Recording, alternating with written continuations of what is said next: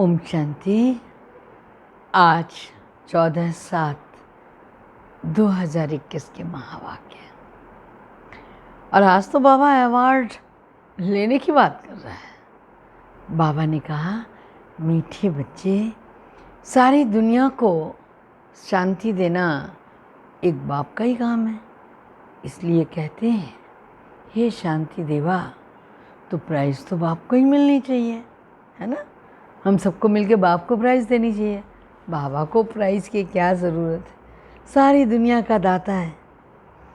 कौन से बच्चे बाप को पूरा फॉलो कर सकते हैं? तो बाबा ने कहा, जो बाप के समान पावन बनते हैं वही पूरा फॉलो कर सकते हैं। समझा? जो पक्के आशिक बने वही मुझ माशूक को फॉलो कर सके। कुर्बान जाने वाला ही कर सकता है। ऐसे ही आशिकों को मैं साथ ले जाता हूँ। इसलिए शास्त्रों में दिखाते हैं, गऊ की पूंछ पकड़ने से पार हो जाएंगे। अब यहाँ गऊ की या पूंछ की तो बात ही नहीं है। समझा? कौन सी पूंछ है जिसकी चर्चा है? गीत है, तू प्यार का सागर है, तेरी एक बूंद के प्यासे हम। बाप दादा दोनों है ना। बाबा ने कहा, ओम शांति। हाँ, बाप दादा दोनों है ना। अब यह तो बच्चे जानते हैं कि आत्माओं का बाप शिव बाबा है। यह भी तुम जानते हो कि मैं पतित पावन हूँ, मैं निराकार हूँ। तुम भी निराकार हो और शांत स्वरूप हो। निराकार बाप भी शांत स्वरूप है और आत्मा भी शांत स्वरूप है। आत्मा का स्वधर्म है शांत। तुम्हारा निवास स्थान है शांति धाम। जब यज्ञ आदि रचते हैं तो कहते हैं शांति देवा। हाँ, जब वो कहते हैं ना, पृथ्वी शांति, अग्नि शांति, वायु शांति, तो शांति शांति शांति शांति देवा कौन? तो बाबा ने कहा, शांति का सागर तो परमात्मा है। सारी दुनिया को शांति देने वाला वह बाप है। ऐसे बहुत हैं जिनको शांति के पीछे प्राइज़ मिलती है। कभी किसी को प्राइज़ मिलती है तो कहेंगे यह शांति की स्थापना करने के निमित्त बने हुए हैं। बड़े बड़ों के नाम आते हैं। अब शांति तो चाहिए ना, सारी दुनिया में शांति चाहिए, नहीं तो अशांत में रहने वाले औरों को भी अशांत करेंगे ना। यह है ही रावण राज्य। रावण दुश्मन है, ना कि राम को दुश्मन नहीं कहेंगे। राम की बाबा ने कहा कभी भी क्या नहीं करेंगे, एफिजी नहीं जलाएंगे। ना त्रेता वाले राम की, ना परमपिता परमात्मा राम की। राम राज्य तो सब चाहते हैं, परंतु राम राज्य कहाँ किसको जाता है ये कोई भी नहीं जानते। सिर्फ कहते हैं नई दुनिया हो, नई दिल्ली हो, नया राम राज्य हो। नई दिल्ली कहते हैं ना, नाम तो बहुत रखे जाते हैं। दिल्ली सबकी कैपिटल रहती है। दिल्ली ही परिस्थान था। राधे कृष्ण को भी वहाँ ही दिखाते हैं। यह दोनों ही मुख्य प्रिंस प्रिंसेस। सिर्फ दोनों नहीं, जरूर और भी होंगे ना। 8 गद्दियाँ चलेंगी, 8 राजाई तो गाई जाती है। तो बुद्धि से काम लेना। सतयुग में जरूर राजाई और भी होगी। यहाँ भी देखो कितनी राजाई है। वृद्धि होते होते ढेर हो जाते। फलाने गांव का महाराजा। छोटे छोटे गांव भी बहुत है ना। सतयुग में इतने थोड़े ही थे। वहाँ तो लक्ष्मी नारायण का नाम बाला है। 2500 वर्ष पहले उनका राज्य चला। मनुष्य कहते हैं लाखों वर्ष हुए। विचार की बात है, यह है आत्माओं के लिए भोजन। बाप यह रूहानी भोजन देते हैं। तुम्हारी बुद्धि को, आत्मा को, तुम्हारी बुद्धि का ताला अब खुला है। ऋषि मुनि आदि सब कहते हैं हम रचता और रचना को नहीं जानते। नीति नीति कह देते हैं ना। अब तुम बच्चे ऐसे नहीं कहेंगे। तुम तो रचता और रचना के आदि मध्य अंत को जानते हो ना। तुम अपने 84 के चक्कर को जान गए हो। आदि में तुम देवी देवता थे, फिर मध्य में रावण की प्रवेशता होने से विकारी बन गए हो। अब है अंत। तुम जानते हो अभी इस पुरानी दुनिया का विनाश होगा, फिर आदि होगी। आदि में होगा राम राज्य। मध्य से रावण राज्य शुरू होता है। अब रावण राज्य पूरा होगा तो फिर राम राज्य शुरू होगा। नर से नारायण बनना है।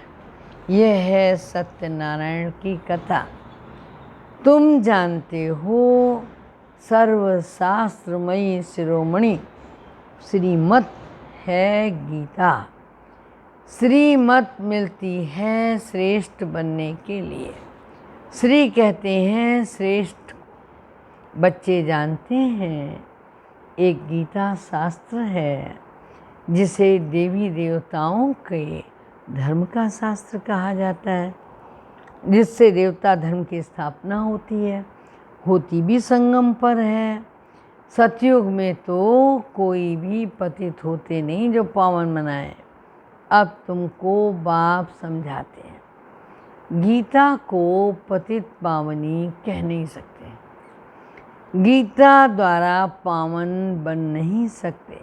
गीता के भगवान को पतित पावन कहते हैं। यह अच्छी रीति याद करो।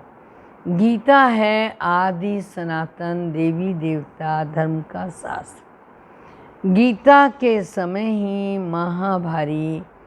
महाभारत लड़ाई भी लगी थी, जिससे अनेक धर्म विनाश हुए और एक धर्म की स्थापना हुई। गीता के लिए कहते हैं देवी देवता धर्म का शास्त्र। ब्राह्मणों का शास्त्र नहीं कहेंगे।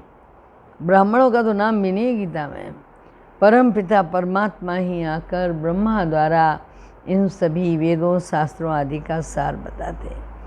अब तुम समझते हो सतयुग में ब्राह्मण होते ही नहीं। वहाँ तो लक्ष्मी नारायण हैं, देवी देवताएं हैं। ब्रह्मा के बाद विष्णु चित्रों में दिखाते हैं ना। ब्रह्मा द्वारा स्थापना हुई विष्णुपुरी की। ब्रह्मा और विष्णु इकट्ठे तो नहीं होंगे ना। ब्रह्मा द्वारा देवी देवता धर्म की स्थापना होगी। यह डिटेल बातें हैं, डिटेल में समझाने की बातें। अभी तुम बच्चे शिव बाबा से स्वर्ग का वर्षा लेते हो।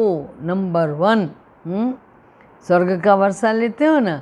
हकदार ठहरे।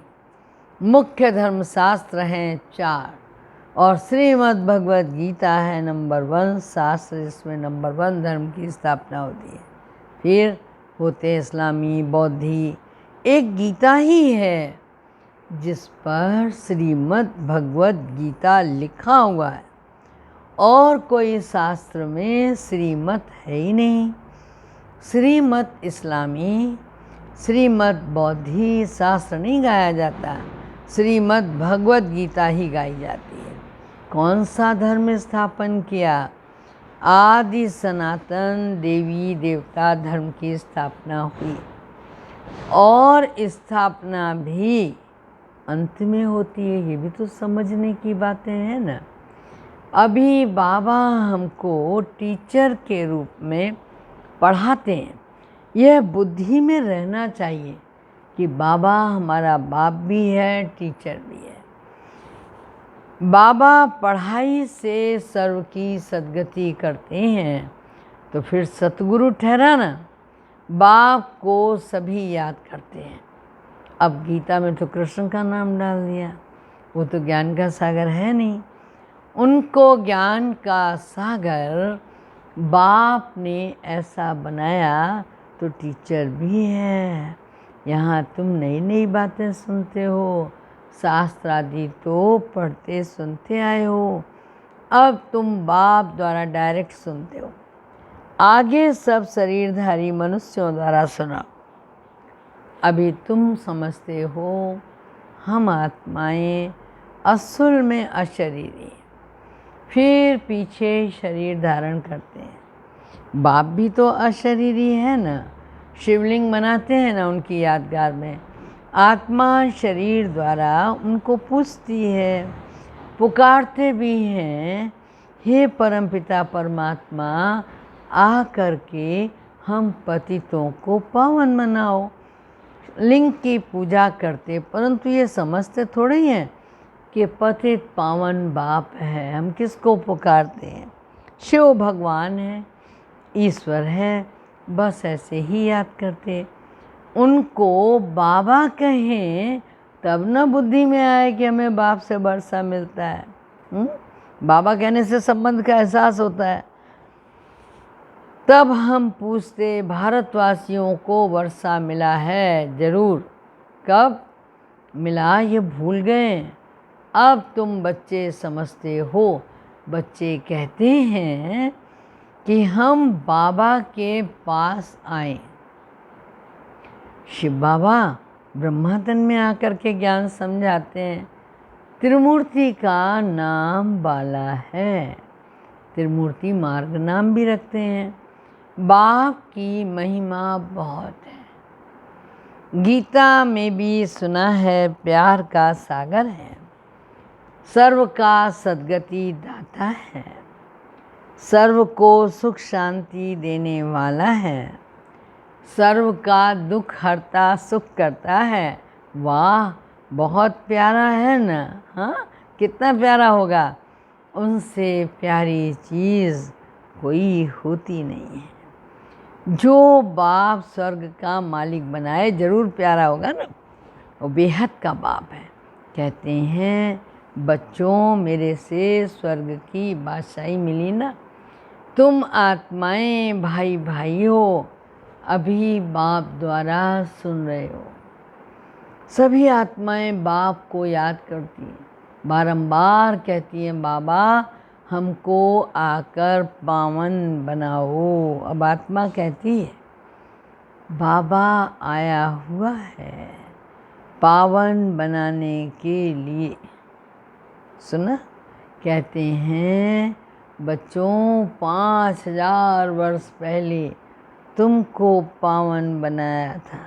सुना? आजकल की बात नहीं है। बनाने आया था, मुझ बाप को पुकारते हो, याद करो तो तुम्हारे विकर्म विनाश होंगे और सब दुख दूर हो जाएंगे। पुकारते भी हैं, हे पतित पावन आओ। तालियां बजाते रहते, रड़ियां मारते रहते हैं, पतित पावन सीताराम।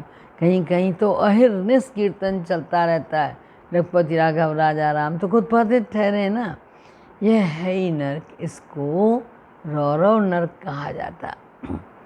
गरुड़ पुराण में तो रोचक बातें बहुत लिख दी।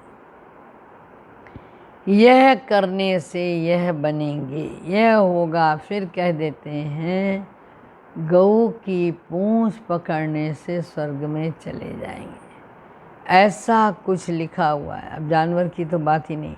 तुम गौ माता हो ना, तुम्हारी पूंछ अथवा तुम्हारी पीठ जब तक कोई न पकड़े तब तक रास्ता मिल न सके। सुना?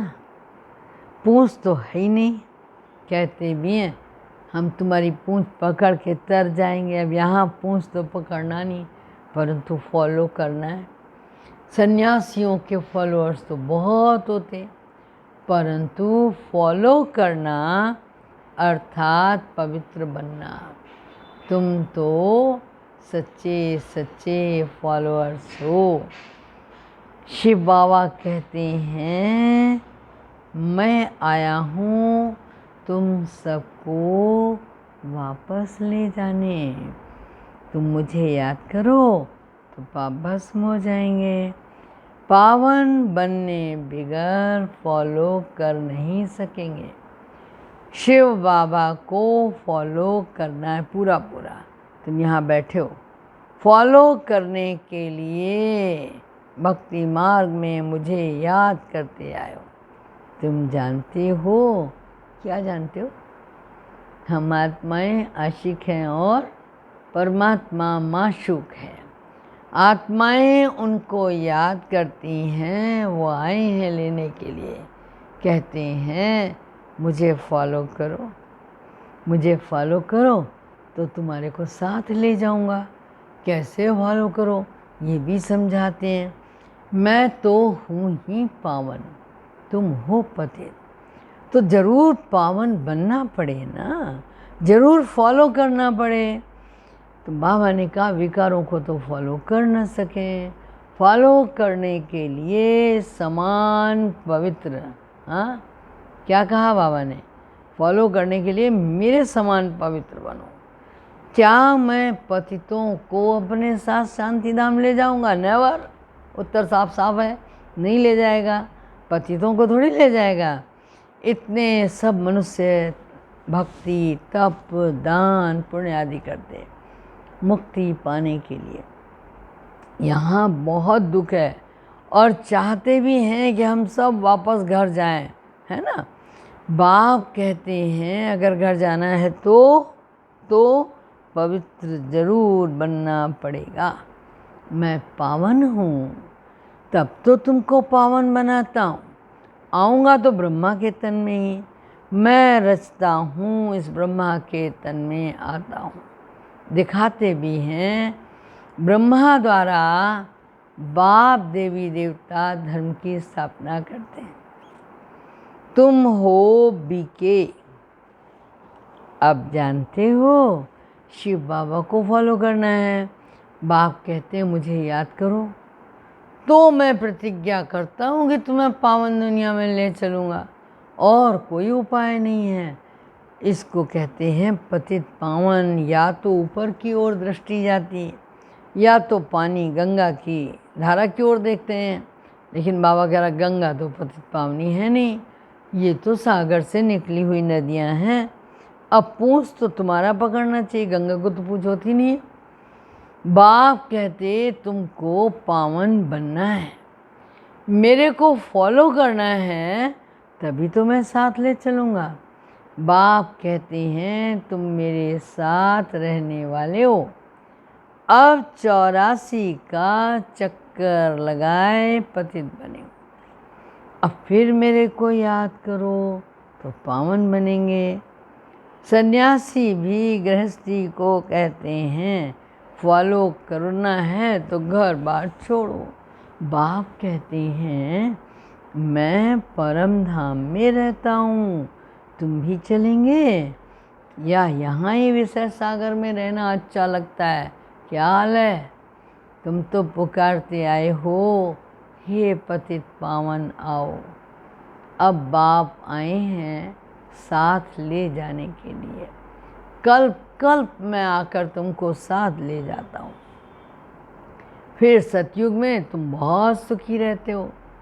यह लक्ष्मी नारायण स्वर्ग के मालिक थे ना, इन्हों को इतना सुख देने वाला कौन है? Heavenly God father. बाप याद दिलाते हैं। क्या याद दिलाते हैं? तुम हमारी जयंती मनाते हो। परमपिता परमात्मा की जयंती सब भारतवासी मनाते हैं। हमारा यह बर्थ प्लेस है। क्रिश्चियन थोड़ी मनाएंगे, वह तो क्राइस्ट को मानेंगे। शिव जयंती भारत वाले मनाते। ये सर्व के पतित पावन बाप का बर्थ प्लेस है। बाप सबको सुख देने वाले हैं, सर्व को लिबरेट करने वाला है, तो भारत कितना ऊंचा है बाप जानते हैं। ड्रामा अनुसार जब हमारे बच्चे बहुत दुखी हो जाते हैं तब मैं आता हूँ वर्षा देने। बाप है ज्ञान का सागर, सुख का सागर, बच्चों को वर्षा दे रहे हैं, कहते हैं मुझे फॉलो करो। ये जानते हो आत्मा विकारी है, इसलिए शरीर भी विकारी ही है। सतयुग में आत्मा पवित्र है तो शरीर भी पवित्र मिलता है। अब बाप कहते बच्चे पावन बनो, याद से ही तमो प्रधान से सतो प्रधान बनेंगे। अच्छा, मीठे मीठे सिक्की लदे बच्चों प्रति माता पिता बाप दादा का याद प्यार और रूहानी गुड मॉर्निंग, रूहानी बाप की रूहानी बच्चों को नमस्ते। हम रूहानी बच्चों की रूहानी माता पिता बाप दादा को याद प्यार और नमस्ते। अच्छा, आज तो बिल्कुल नहीं बताऊंगी, धारणा का मुख्य सार बताओ। बोलो बोलो बोलो, कुछ तो बोलो। बाप से स्वर्ग का वर्षा लेने के लिए मुझे ही बताना पड़ता है। मैं आत्मा भाई भाई हूँ, यह पक्का करना है, बहुत प्यार से रहना है। जैसे बाप प्यारे ते प्यारा है, ऐसे प्यारा बनना है। दूसरी पॉइंट है बाप समान पावन बनकर बाप को क्या करना है, पूरा पूरा फॉलो करना है। बाप के साथ वापस घर शांति धाम चलने के लिए पावन जरूर बनना है। वरदान है आज का, याद के आधार द्वारा माया के कीचड़ से परे रहने वाले सदा चीयरफुल भाव, मुस्कराते रहो। कोई कैसी भी बात आए सामने, सिर्फ बाप के ऊपर छोड़ दो, कुछ मत करो। जिगर से कहो बाबा, वो बात खत्म हो जाएगी, तो बात खत्म हो जाएगी। बाबा शब्द दिल से कहना ही जादू है। माया पहले पहले बाप को ही भुलाती है, इसलिए सिर्फ इस बात पर अटेंशन दो तो कमल पुष्प के समान अपने को अनुभव करेंगे। याद के आधार पर माया के समस्याओं के कीचड़ से सदा परे रहेंगे। कभी भी किसी भी बात में हलचल नहीं होगी, सदा एक ही मूड में रहेंगे, चीयरफुल, खुश रहेंगे। स्लोगन है पवित्रता की धारणा व धर्म को जीवन में लाने वाले ही महान आत्मा हैं। अच्छा, ओम शांति।